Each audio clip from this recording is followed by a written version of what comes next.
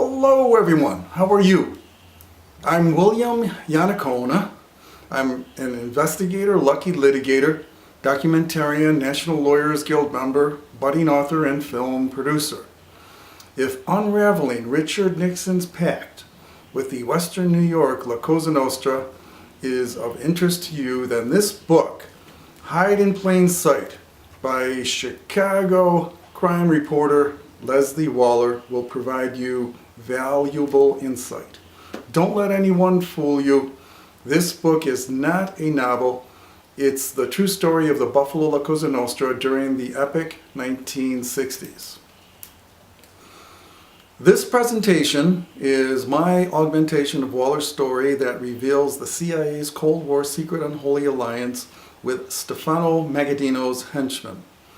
An alliance forged during World War II, set into operation at the onset of the Cold War, the genesis of the drug war.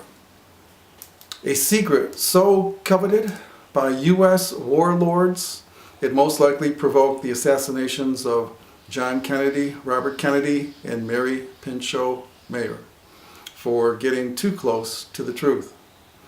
Follow the money trail with me as I lay out the evidence of a $1 million heist in U.S. savings bonds by the Buffalo, New York La Cosa Nostra, belonging to a World War II veteran used for CIA hallucinogenic drug torture experiments in the mid-1950s, who happens to be my father, Peter Iannaccone. I'll show you how the Western New York courts, government agencies, and members of the legal community all attempted to cover up this egregious crime that exposes the collaboration of the CIA and the Buffalo La Cosa Nostra. A sphere of influence so embedded in Western New York it negatively affects the U.S. Attorney's Office, FBI, IRS, DA's office, the judicial selection system, the Erie County political machine, and beyond.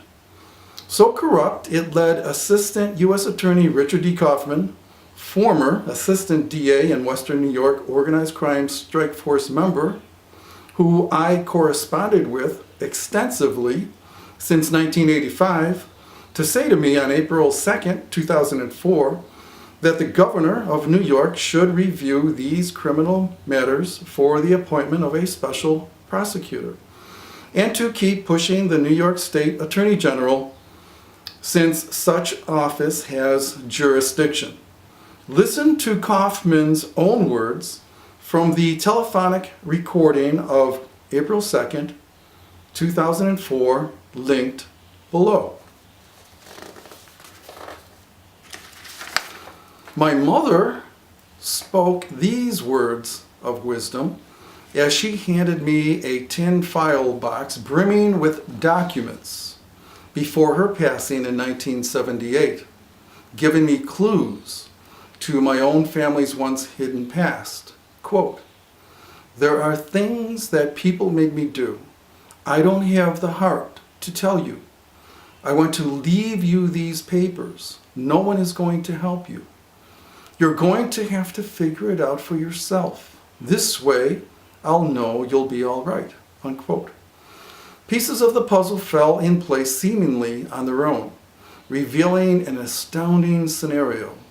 I'd gathered the evidence and family testimonials to prove my father, a progressive World War II veteran, and myself were unwitting subjects of the CIA's MKUltra behavioral science drug project. Western New York, hometown of OSS veteran Wild Bill Donovan and E. Howard Hunt, I found to be steeped in a mysterious unraveling web of organized crime, CIA, FBI, and Nazi-esque CIA experimentation. Waller, in his book, Hide in Plain Sight, chronicles the court case of Thomas Leonard, who ran into a legal brick wall in efforts to contact his children. Leonard's estranged wife and hoodlum lover, Patty Galabrese, went into hiding with Leonard's children from November 67 to July 1975 in then President Nixon's premier witness protection program. Leonard was represented by Salvatore Martocci, Esquire, then in private practice, who later became Western New York U.S. Attorney from 1982 to 1986. Leonard was getting nowhere, up until the time Waller took interest in his case and wrote about Leonard's plight. Like Leonard, I too ran into roadblocks set up by the Western New York legal community, attempting to thwart my cause for truth and justice. The Witness Protection Program, hatched out of Buffalo and the nation's first organized crime strike force, two men in justice put the pilot strike force idea together and sold it to Attorney General Ramsey Clark, who served from 1967 to 1969, Robert Dolan Peliquin, a veteran of the Hoffa Squad, and Henry Peterson, who was later caught in the Watergate squeeze. The Buffalo FBI field office refused to assign personnel or open their files to the strike force. It was on February 27, 1967, in the New York Chautauqua County Jail, when Patty Calabrese started singing to John J. Honan, assistant Erie County DA, and Buffalo police officer Samuel Giambrone, reportedly providing the inside scoop on the Magadino underground empire. Waller writes, the Buffalo Strike Force was advised by, quote, elements within the Justice Department, one who'd been in OSS and the CIA, unquote, wanted Calabrese in deep cover in a small Michigan town. Joseph Fino, mob capo, had reportedly told Giambrone to keep Calabrese off the streets of Buffalo or else. On May 8, 1967, FBI raided snowballs at Hampshire and Grant. 36 were taken into custody for consorting with known criminals, including Patsy Natarelli, Freddie Randaccio, and Stevie Chino. The next morning, all charges were dismissed. End of episode, beginning of speculation. What was the FBI doing staging a raid it knew would end in dismissal? Waller says Giambrone would not speculate about the mysterious FBI raid any more than why Hoover was soft on the mob. In 1968, Magadino and 6 associates were indicted on charges of gambling and racketeering. The funeral chapel in Niagara Falls was bugged by the FBI from 1962 to 65. Judge John O. Henderson ruled against the government. He told the FBI in May 73 unless they produced untainted evidence, the case would be dismissed. The FBI did not. Henderson threw out the indictments and was upheld by the U.S. Court of Appeals Second Circuit on May 8, 1974. 6 days later, the U.S. Supreme Court freed thousands of organized crime figures indicted and found guilty of narcotics charges on grounds of tainted evidence. Attorney General John Mitchell had broken the law by not personally signing authorizations for wiretaps of evidence leading to the convictions. Waller pens, quote, whether that was deliberate or accidental oversight is not known to this day, unquote. Italian authorities reported from 1950 to 1960, Magadino headed a ring that brought heroin from Italy to Canada and the eastern U.S., bringing in $150 million a year. Calabrese moved to Reno, Nevada in 1969 and stayed until 1974, visiting Buffalo 3 or 4 times during that time. Leonard, who was closest to the action, is quoted by Waller as saying, quote, you see what a lie this all was? The government claiming their lives were in danger and them going back and forth to Buffalo, unquote. Waller concedes, quote, the question was inescapable. Was Patty in danger or wasn't he? Unquote. Hence, the title of his book, Hide in Plain Sight. Waller concludes, quote, there is a vast and growing overlap between the activities of all our intelligence organizations and the activities of organized crime. Frequently, as the Bay of Pigs affair, the personnel are identical. The same agents serve 2 masters and are later recycled as hitmen against Castro's person. As the Watergate currency laundering indicates, not only does organized crime make cash contributions to the law establishment, but the establishment also tethers to organized crime, unquote. In a Buffalo News article of February 2nd, 1989 by Michael Beebe, it was first reported that mob-controlled Local 210 business manager Ronald Fino worked for the CIA from 1965 to 1969 as a SUNY at Buffalo student informer to infiltrate the Students for Democratic Society. As mentioned earlier, Ron's father Joe was a mob capo, promoted to underboss in 1968 and boss in 1970. The CIA recruited students as part of Operation Chaos, an unauthorized domestic spying op in the late 1960s. In the article, Fino said, quote, he was feeding at CIA information on Students for a Democratic Society, unquote, who were protesting the Vietnam War and SUNY at Buffalo military-funded research. Curiously, scores in SDS swallowed up on-campus LSD, and many went from pragmatic left-wing radicals to wide-eyed, soul-searching, fringed avatars. Millions of dollars of CIA research grants were paid to professors and psychological researchers at universities across the U.S., including Harvard, to experiment with psychedelic drugs. Incidentally, in the same Buffalo News article, Fino said he used his mafia connections to help the CIA look for possible mob connections in the John F. Kennedy assassination. See this Buffalo News article linked below. Ron Fino went on to do undercover work in Russia, married a Russian, and became close to the Putin administration. It would be more accurate to describe Fino's work with the FBI as the Bulgerization of Buffalo, as in James Whitey Bulger of Boston fame, only on an international scale with a Cold War agenda.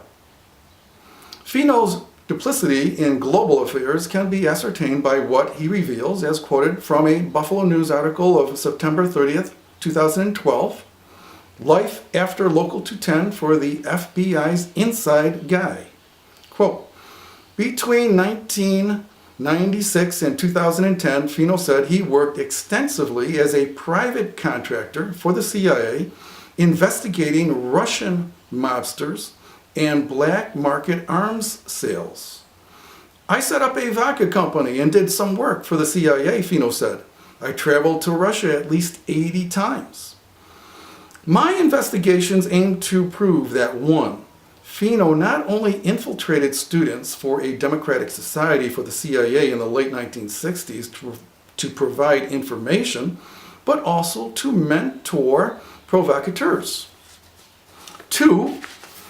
Fino used his underworld connections to target this student organization for neutralization by the facilitation of drugs on campus to disorganize, discredit in the press, and politically disengage. And 3, my father and I were subjected to a more individual-specific yet related CIA parallel behavioral science drug project codenamed MKUltra that took place in stages over the years and was most active during the late 1960s. My father's Neapolitan and mother's Sicilian families resided in the same Buffalo, New York neighborhood. My father was groomsman at age 27 and my mother, Mamie, his bridesmaid at age 20 for her brother Philip Pazzino's marriage to Teresa Anastasia in 1938. Brother Joseph Flower, one of the founders of the Assembly of God Pentecostal Church, was also a groomsman. My mother's family have since married into the Flower family. See link below for the wedding picture with caption. My father, a progressive World War II vet, was unwittingly confined to the VA Canandaigua Hospital in 1948 during a domestic dispute over control of his VA funds and his VA insurance beneficiary. My mother had been appointed custodian of my father's VA disability funds in August of 1945 after obtaining a certificate of marriage from the First Trinity Evangelical Lutheran Church in May 1945, claiming marriage in April 1938 by Pastor Frederick Ruland. I was born in 1952 via a medically induced pregnancy while at the VA, according to my elder maternal cousin, Jim Pontrello. See the May 1945 certificate of marriage linked below. Also see the VA letter confirming the August 1945 custodial appointment below. My mother also obtained a certificate of marriage from the city clerk in 1950 rather than a certified copy of the actual marriage license and marriage affidavit. See link for the 1950 marriage certificate below. What's very concerning is when I attempted to obtain a certificate, a certified copy of the actual marriage license and affidavit from the Buffalo City Clerk in May of 1985, I was informed that due to the deterioration of the actual marriage documents, only a certificate can be provided. Was that the reason given in 1950? Only 12 years after the claimed marriage of 1938? See link to the May 1985 marriage certificate below. According to my elder maternal cousins Betty Pizzino and Evelyn Jimerson, who visited my father at the VA with my mother, my father was given sub rosa, hallucinogenic drugs in his food since 1954. They further say from 1957 to 58, my father was subjected to severe electroshock that resulted in incoherent speech and impulsive behavior, symptoms of left hemisphere brain damage.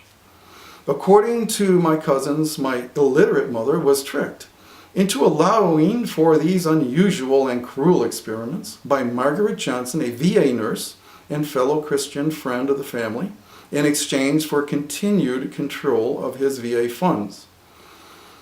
See the brief video for the story of my father told by Eleanor Iannaccone, his niece, linked below. Also, please see the affidavit sent to then New York Senator Hillary Clinton, sworn to on July 28, 2005, by my elder maternal cousin Evelyn Jimerson, formerly Harcrow, formerly Tobia, Nee Sinami, and myself, provided to Senator Clinton via certified letter shown received on August 10, 2005. Evelyn swore as the truth her knowledge of my father's subjugation to hallucinogenic drug experimentation and torturous electroshock, requesting Clinton's assistance. Neither Senator Clinton nor her office provided us with any response. Please see affidavit in support of congressional investigation of July 28, 2005 at the link below. Also see letter of August 3, 2005 addressed to Senator Clinton with certificate of mailing at the link below. It was in April 1953 that the CIA began its clandestine mind control experimental drug program under MKUltra, authorized by CIA Director Allen Dulles. The use of hallucinogenic drugs for inhumane psychological experimentation has its roots in the ilk of mescaline studies conducted at the Dachau Nazi concentration camp under Dr. Hubertus Strughold. Severe, long-lasting, debilitating electroshock was also a part of the MKUltra PSYOPs arsenal. My father was released to the home environment in 1966 in a severe state of trauma. I was 14. I went from an unruly teacher's pet to a truant. Under advisement of Erie County Probation Officer Gerald Merrick, a fellow Christian friend of the family, the New York State Family Court ordered me on probation on May 8, 1968. One day earlier, I had received an injection under the protocol of research on a minor by Bernard H. Smith, MD, head neurologist, who appeared to me like a specter of Mengele at the Erie County Medical Center, in spite of a court order for the complete records granted December 24th, 1985, incomplete file in New York State Supreme Court Index H50258, the full file retained by me, ECMC has yet to account for this record of injection. See the history of this case and the miraculous evidence I discovered proving this injection linked below.